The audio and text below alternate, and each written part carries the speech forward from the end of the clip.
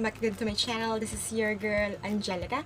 If you're just new here, don't forget to click that subscribe button and the tiny bell beside it so every time na lagi akong may upload, lagi ka ring updated.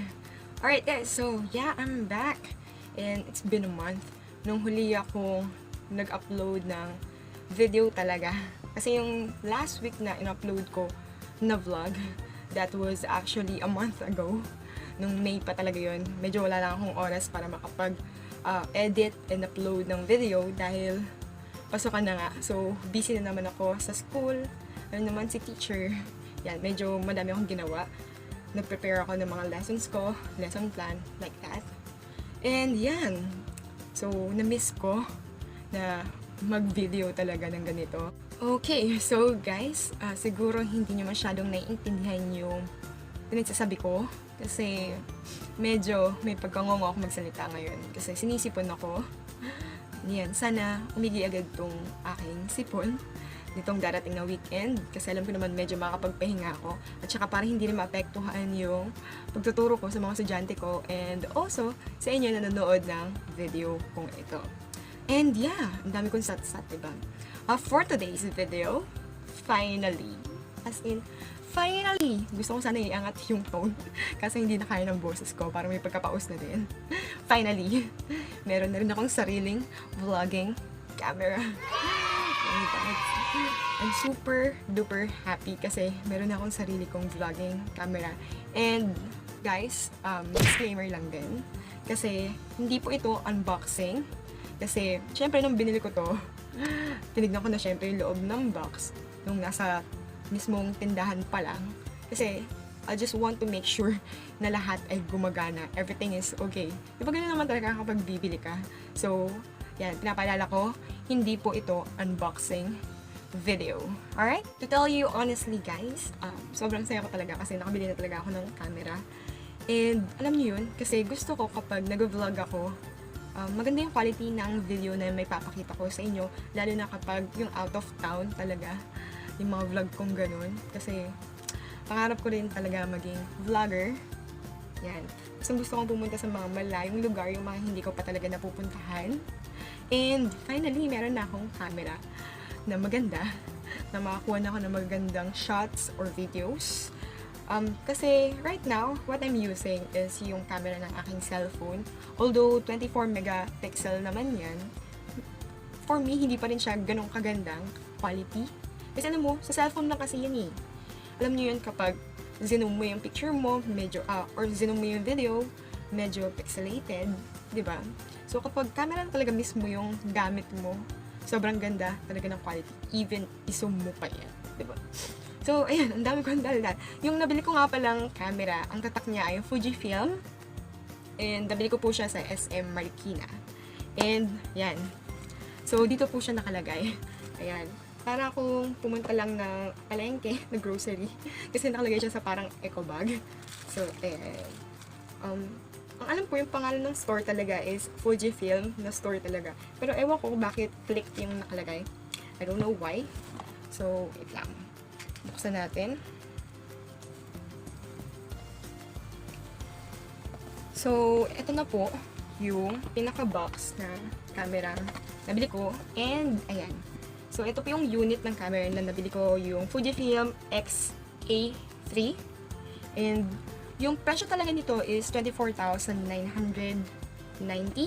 Kaso nga lang, nung binili ko to, tiyempo ko, sobrang swerte ako nung araw na yun. Kasi, nakasale itong Fujifilm. Parang lahat yata ng camera nila nakasale on that day. Hindi on that day. So, yun yung last day. Nung nakabili ako, last day ng sale. So, swerte talaga yung pagpunta ko ng SM Marikina. So, nabili ko na lang siya ng 19,990 pesos. So, nakaless ako ng 5,000 pesos. Diba? Sobrang swerte ko talaga. Hindi ko akalain na magiging ganun. Kasi matagal na talaga ako nagpaplanong bumili ng camera. So, ito yung box. Pero wait lang. Dahil may kasama siyang freebies. Papakita ko muna sa inyo yung mga freebies na nakuha ko. Yan. First is, meron akong Gorilla Pad na freebie. Yan. Ewan ko kung original to. Hindi ako sure kasi wala pa ako yung original talaga na Gorilla Pad. Pero, parang maganda naman yung quality. Buksan natin.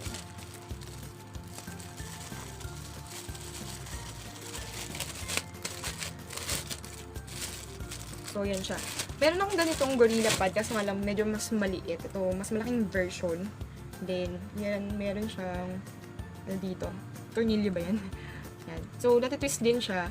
So, meron pang isang tornilyo din dito. Laglag na, diba? Ayan. So, dito mo isasalpak yung pinaka-camera mo talaga kapag gagamitin mo to as your stand. And nakalagay dito, alam ko may presyo to eh, 600 pesos. So, I don't know kung ganda talaga yung presyo ng original na Gorilla Pad. Pero, syempre, I'm still thankful na may kasama ganito. At least. Then, another one na kasama sa freebie nito is itong leather case. Actually, pang ano to eh, unit ng X-A10. Pero, applicable din naman siya dito sa may unit na to. So, leather case siya, tapos meron din siyang, ito yung parang handle. Yan. Pero pag binili mo yata to, I'm not sure kung magkano, kasi 0 yung price. Yan, hindi ko na alam. Then, may kasama din siyang 16 gig na SD card. Yan. So, tabi na muna natin yung mga freebie na yan. And, buksan na natin itong laman ng box. Yan. Para sabihin ko sa inyo, hindi nga po ito unboxing talaga. Kasi nabuksan na to. Kasi nga nung binili ko. Diba? So, ganito siya pagbukas. Ayan. So, as you can see, makikita nyo yung mga kapapelan dyan. So, nandito yung aking resibo. Yan. Resibo ng nito. Yan. Then, also, merong warranty. Yan. Tapos, meron pang location. Kung saan mo yata ito ipapagawa. Service center ng Fujifilm. Then, next is, ano to? Specs ng camera. Yan. Then, alam ko ano to. So, wala na. And, syempre, ito yung manual. So, medyo maliwanag yung ating camera ngayon na. Yan, manual. Then, may parang mga Arabic something na yan. So, yan. Ito yata is for what? Hindi ko maintindihan. Kasi, hindi ko alam yung language eh. Hindi ko rin basahin. So, yan. Wala na yung laman sa taas. So, tingnan naman natin yung dito sa loob. So, ayan na yung mismo camera. And ito yung pinaka-lens. So, sa bini kong 19,990, kasama na talaga mismo yung lens. So, wait lang. Baba ko muna. So, ito na yung ating camera. Then, yan. Siyempre, nung binili ko to, syempre binuksan namin to kasi tinesting na, diba? Binili lang sa dating itsura. So, ayan siya. Ayan. Baba muna natin. And, ito po yung kanyang lens.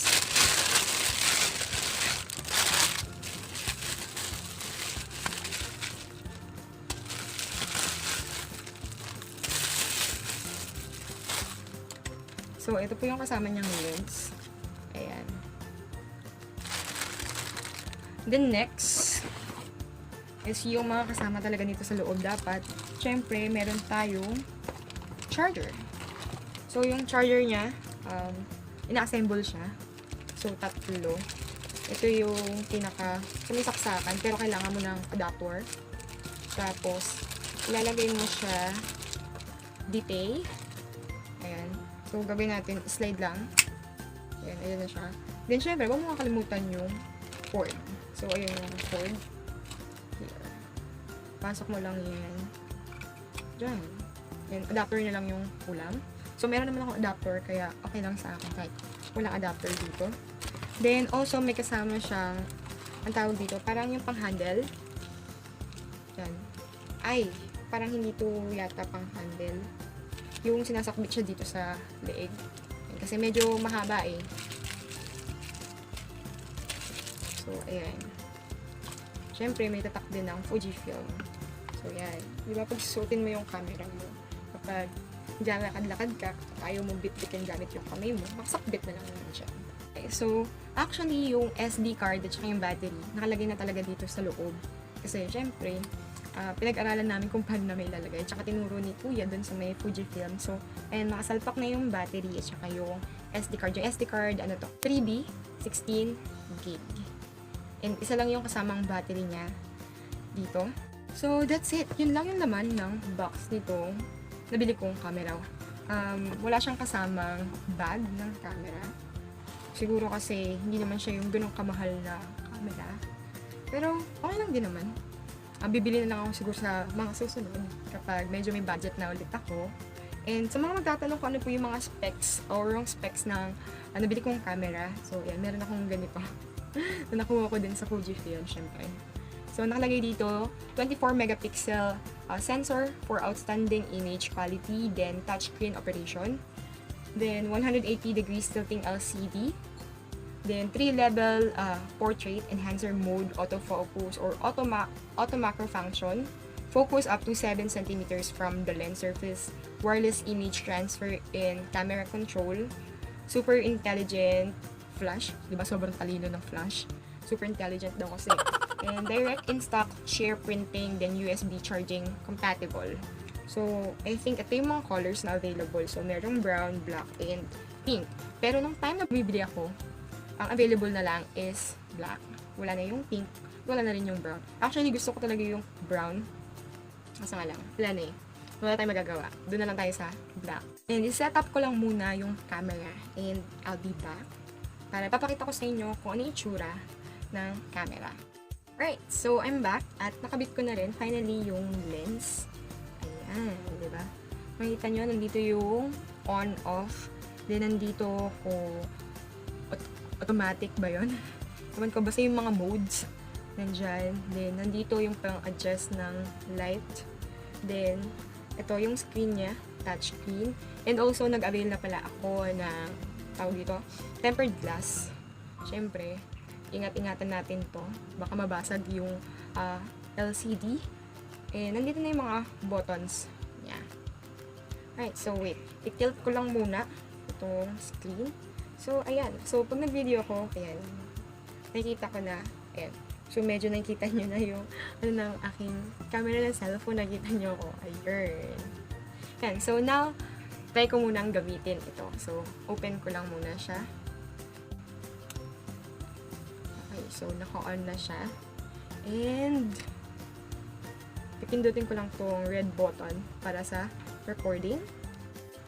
So, ito yung quality ng camera natin. As you can see, medyo madilim dito. So, kailangan ko munang mag-adjust ng ilaw. So, adjust natin yung lighting kasi medyo madilim. Ayan! So, finally.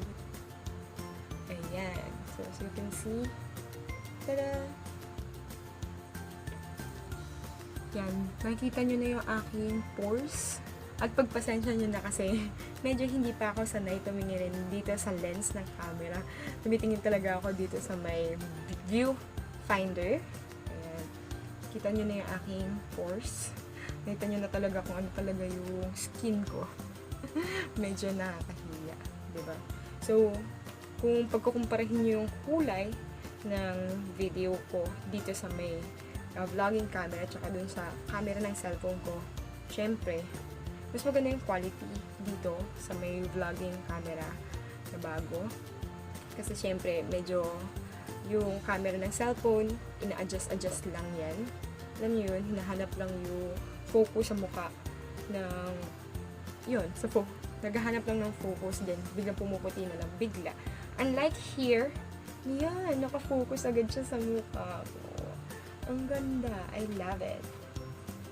Then, yan, mag-selfie muna din ako dito sa aking camera.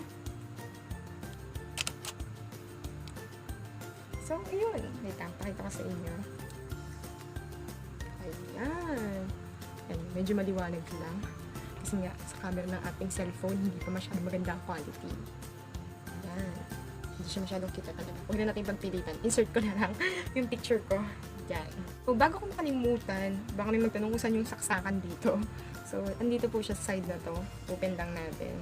So, So, meron po diyang saksakan para sa HDMI. Kung gusto natin siyang i-flash sa screen or sa TV, mga ganun. Then, nandito yung saksakan para sa charger. So, kahit USB, okay na yun. Yung USB charger, yun. Pwede na yung gamitin dito. And also, ito nga po palang vlogging camera na bili ko, wala po siyang saksakan ng microphone. So, medyo nakakapanghinayang din kasi sayang yung microphone ko.